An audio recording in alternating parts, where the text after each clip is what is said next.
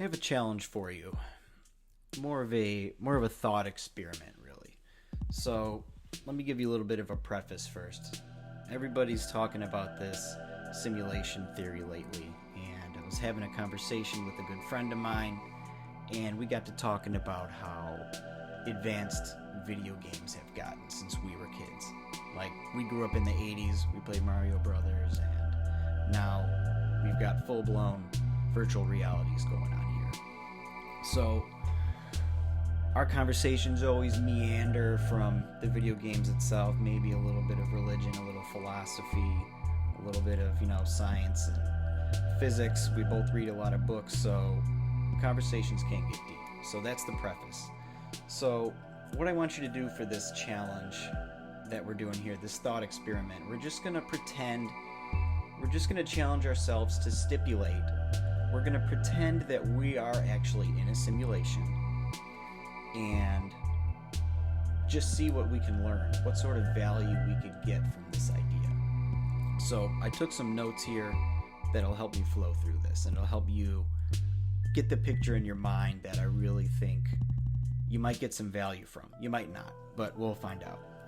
So when we're trying to think of this world that we're living in as a simulation, then we really can use video games as this as above, so below analogy to sort of gain this value from, that we want to see if we can get a broader understanding of maybe what's going on.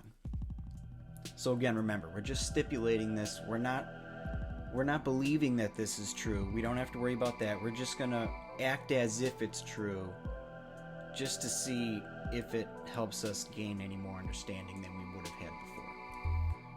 Nobody has to commit to anything here. We're just playing around. We're stipulating that we're in a virtual reality. So, from this point of view, we kind of see that we created these virtual realities to descend our consciousness into in order to have these experiences, in order to play these games. We even use these virtual realities like cloud computing now. We're storing our data in these virtual realities, where we have a reason for all these different sorts of virtual realities that we interact with. We program them all. They're all here, and we're actually doing the same thing ourselves that we think we might be caught up in. So some of these games, we create a whole world that has its own laws of physics, that has nature, all sorts of life, and even some breathtaking terrain. I mean, I've seen some of these games on the PlayStation 4 and on the Xbox, that these worlds look very, very vivid, with a lot of detail and some vast landscapes that actually surprised me, because I hadn't really looked at a video game in 10, 15 years. So when you get into some of these games, let's say we're playing an adventure game where you get a character that's gonna advance and go save the world or something, right? So we get this character. He's got a starter pack of stats and skills, etc. He might be a warrior, he might be a wizard, he might be something else, but whatever you come in as, that's what you get the starter pack of those stats, right? So your character himself goes through the game. He does levels, he beats the missions, he stops the bad guys, and then you're gaining experience points so that you can level your character up, unlock the next mission, unlock the next level, unlock new skills, unlock more content in the game. So as we level up more and more, the more and more choices become available to you in the game, and the more and more missions show up on your little map that's up in the corner of the screen that tells you, where to go. So also further on in the game, there's many more skills available for your character to use, many more available choices than earlier on in the game. So the key here is that the richness of our experience in the game, your progress towards gaining more experience points and leveling up your character, is directly proportional to the effort that you put in the progress you actually make in the game. So you're not going to unlock more abilities, and you're not going You're not going to score points in this game if you don't interact, or if you don't at least put the cheat code in. So I know that most people are probably following me here. I know people that played video games are following me a lot more. This message is kind of tailored more for people that understand a little bit more of this. I know most people understand how this works. Most people can at least fathom it. So we understand that we ourselves get better at the game itself over time. The more we play it, the better we get. We also might even learn some skills that we can pass over here and carry over here to the physical realm. They might help us with some pattern skills or some math or something that is easily translatable. So the next time you play through this game, you're going to play through it faster, you're going to play it better, you know all the rules, and that's just the way it goes. The more you do something, the easier it becomes to do.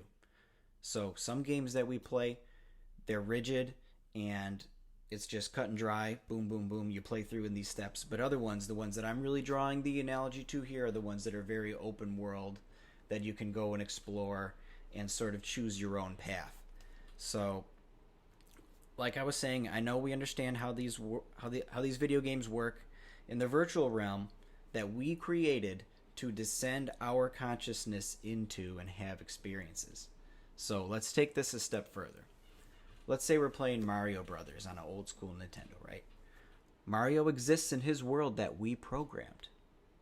Mario isn't alive per se, but we animate Mario from our realm. It's our free will that makes choices for Mario down in the video game world. Mario doesn't have a consciousness like ours. And we can't touch Mario. We can't bring our physical body into Mario's world and touch Mario with our finger. And we get that, right? But how do we control him if we can't really touch him, right? We control the video games through electromagnetism. We have a remote controller that we push buttons on. Those buttons transmit electric signals to the gaming console. The computer in the console is programmed and calibrated to interpret those signals and logically respond in a preset way depending on which button you pressed. So you press A, Mario jumps. You press left or right on the D-pad, he moves around on the screen. Let's keep this going. So is Mario's world actually real? We made it.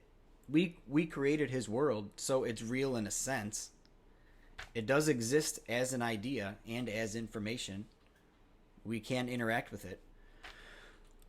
We did create his world to be a less complicated pseudo copy of our own physical matter reality.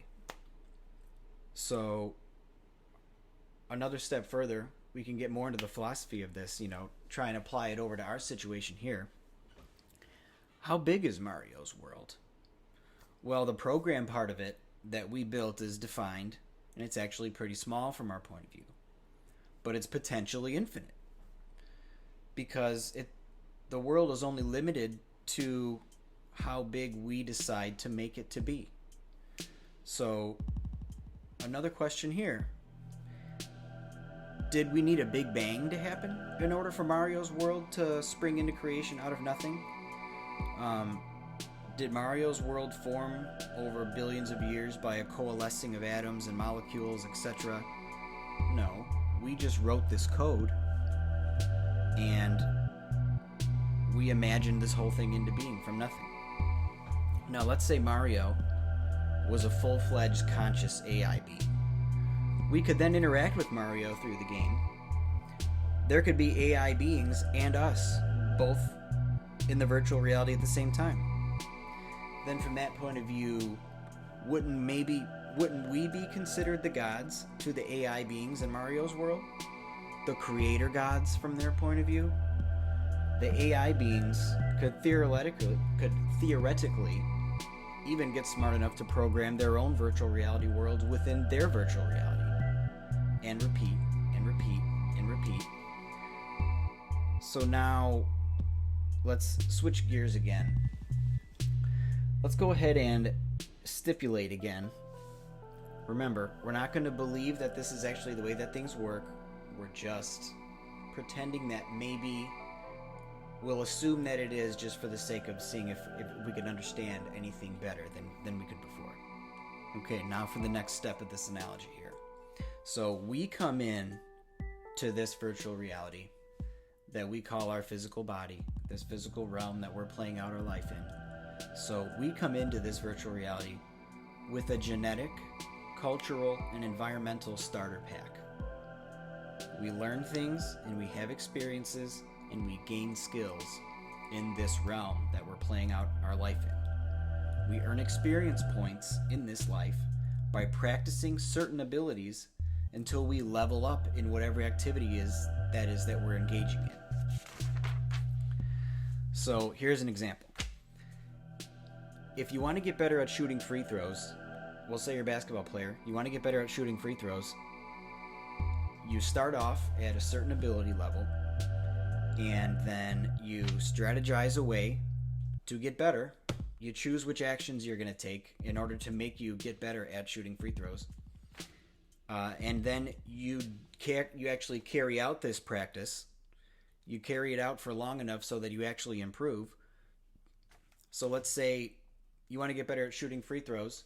You say, okay, I know that if I practice shooting 100 free throws a day for 60 days, at the end of that 60 days, I have a very high probability that I'll be able to make more free throws out of 10 than before I practiced 100 a day for 60 days. It's as simple as that. You can measure your relative gain in experience points. So let's say you started off this experiment and you can make 2 out of 10 free throws out in the driveway. So you practice and you do your 100 a day, 60 days, you might skip a couple here and there, but the point of view is you're doing it consistently. And maybe at the end of those 60 days, you wind up being able to make 4, 5, or 6 out of 10. Now that's a marked improvement that you could actually chalk up to experience points you gained for this character. So sure, some people's starter pack has more skill points and athletic ability than others people's, or any other type of ability for that point. It doesn't just have to be physical. It could be mental. It could be somebody's better at math. Somebody's better at music. People can be good at all sorts of gifts. You don't really want to pigeonhole somebody by not being all good at the same thing. People have their own gifts that shine in different ways. So coming back to this, as a general rule, the gain in your ability in anything that you're practicing in life is positively correlated with the attention given and the engagement in the process. But at the root here, we have our conscious intent, focusing on the desired future state consistently for long enough to allow the experience points to build enough to satisfy your predetermined goal. So another example could be a musical instrument. Maybe you're a piano player and you can play Twinkle Twinkle Little Star really well. You might be really good at that. That's great. But you're not going to go and play in a concert hall. Same thing goes for cooking or carpentry and painting and math and running a business or getting into meditation or spiritual practices. Anything that you're doing, you have to actually practice it and lay those patterns out on purpose in order to gain those points and gain that increase in the quality of your character, the quality of your consciousness. So really, coming back to our simulation and our situation that we're here, where we're stipulating that we're controlling this virtual reality with our consciousness, then we would have to be controlling, to use the same analogy as the Mario, the way that we control Mario from here would mean that where our true consciousness is sitting is somewhere not in this physical world here. The same way that we can't touch Mario, we can't, our higher, I hate to use the word, but I guess our higher self would be controlling our physical and mental activities here from the higher, I guess maybe we'd have to call it a spiritual realm, but I don't like to use these terms that are charged up by, a couple hundred years of people using their own definitions. But anyway, Our consciousness controls our experience from one octave up, down here, with the same electromagnetic signals that we use to control Mario. And now, our brain is our receiver and transmitter of these non-physical signals that control our bodies and allow us to maneuver and create in this reality that we're engaged in here. What plays out depends on our thoughts and our choices and what we choose to focus on here. So we gain clarity and skill in anything that we want. We're only limited by our own ability in any given area. So the same way that Mario can't come into our world, we can't take our physical body outside into the next reality or the next octave up of the situation that we're caught up in here. So one octave down for us would be the virtual reality that we programmed. Then one octave up from that is us, and then the next octave up would be whatever realm this realm was programmed from, for the sake of our thought experiment here. So our reality is as vast and as complex as the data that we programmed into it from the level up. It gets rendered into our consciousness depending on how we interpret the data that's coming in, that we consume, and what our personal and cultural beliefs are that color that data and help us interpret that data. They help us or hinder us even from interpreting it the proper way. And couple of final thoughts here. At the end of playing Nintendo or whatever game that you're playing, no matter how absorbed you were in that game while you were playing it, no matter how deep you dove into it, you still get to put the controller down, look away from the TV screen or the computer screen or whatever you're doing, and you reorient yourself into the physical realm here. So as above, so below. If you want to consciously and undeniably become aware of yourself as this higher non-physical self that exists independently of this physical matter world that we're in here,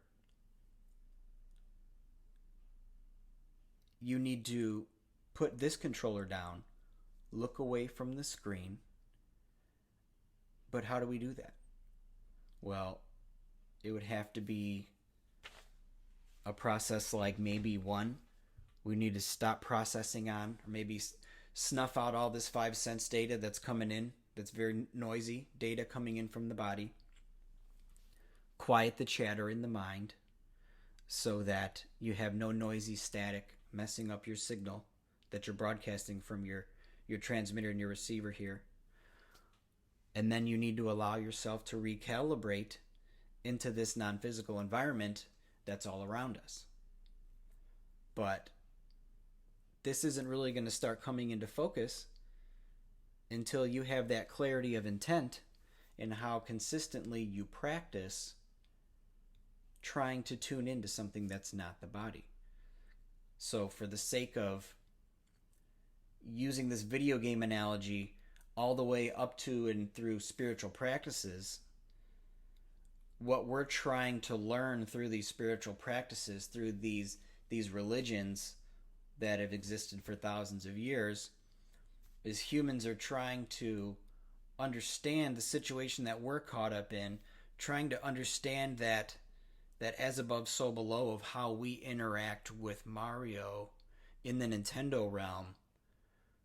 Religion is our sort of attempt at grasping that same sort of a situation coming from one octave up, where we say God and the Creator is, down to where we are here. And it's not that hard to fathom that virtual realities that we're programming are getting more and more real from the point of view of what our senses can see, that it's becoming more and more believable that we could be logged in as consciousness into this game that we're playing here. So what we're trying to do here is we're trying to realize that we are this consciousness that is experiencing all that this life has to offer. That as much as we have fingers and toes, we have arms and legs, we have a head, we have a brain in our head that does our thinking, we have a mind that's operating on the brain. If the brain is the hardware, then the mind would be the software, and the subconscious mind, the software that we programmed into it, right? So this life that we live depends on how we program our subconscious mind and how we train our body to do things. So how do we do it? Like, how do we make these programming changes into our virtual reality character? Well, how do we program our subconscious body and mind? With the right attitude and the right strategies, it's actually kind of easy. Well, I don't want to say easy, but it's actually quite simple. We just practice and train, we hold steady, and allow it to become a habit. So in closing, the fact of the matter is that our lives, your life, depends on how you choose to program your subconscious mind. What actions you choose to take determine how you program your character, and what activities you choose to engage in determine where your character levels up in this lifetime. So I hope you guys were able to follow me all the way through. Really, I'd like to hear what people have to say about this, what other people think about this. This is something that I ponder over, have conversations with friends about again and again, sort of what are we doing in our own personal lives that we're really trying to increase our stats, make our life a little incrementally better than it was before. So let me know what you think, and we can continue this conversation. Thanks.